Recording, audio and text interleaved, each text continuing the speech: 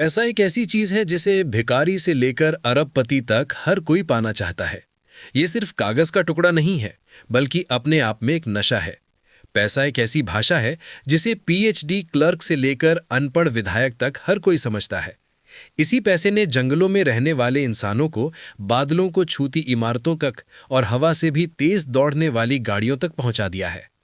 पैसा एक कागज का टुकड़ा है जिसकी खुद में कोई कीमत नहीं होती, लेकिन यह आपको बाकी चीजों की कीमत बताता है। अब सवाल यह है कि पैसे को इतनी ताकत कहां से मिली। इसे थोड़ा विस्तार से समझते हैं।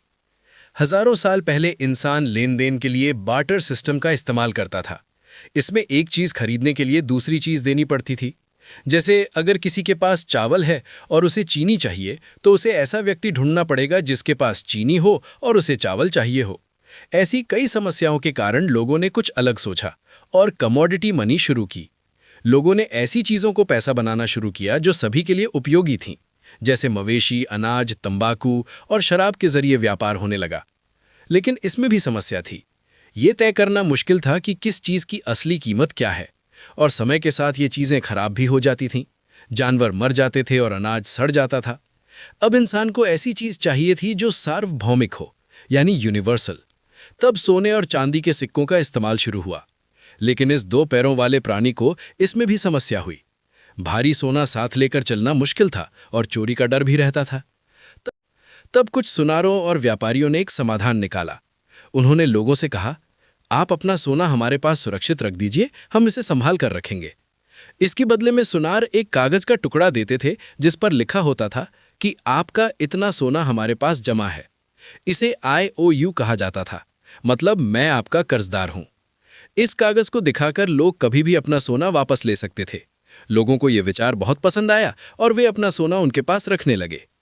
लेकिन कुछ समय बाद सुनारों को एक बात समझ में आई कि इस सिस्टम के बाद लगभग कोई भी अपना सोना वापस लेने नहीं आता था।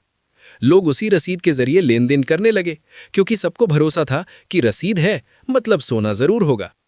अब ये समझकर सुनारों के मन में लालच आ गया। अब उनके हाथ से बनी हुई रसीद ही पैसा बन चुकी थी। इसलिए उन्होंने नकली रसीदें बनानी शुरू कर दी।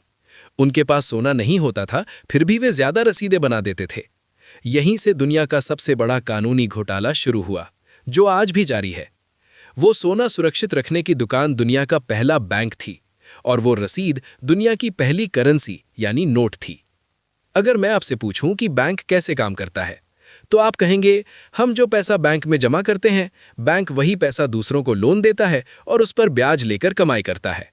सीधी सी बात, सही? इस हिसाब से बैंक का काम कुछ ऐसा होगा। मान लो कल सुबह आप बैंक में 1000 रुपए जमा करने गए। आपने 2 500 के नोट जमा किए।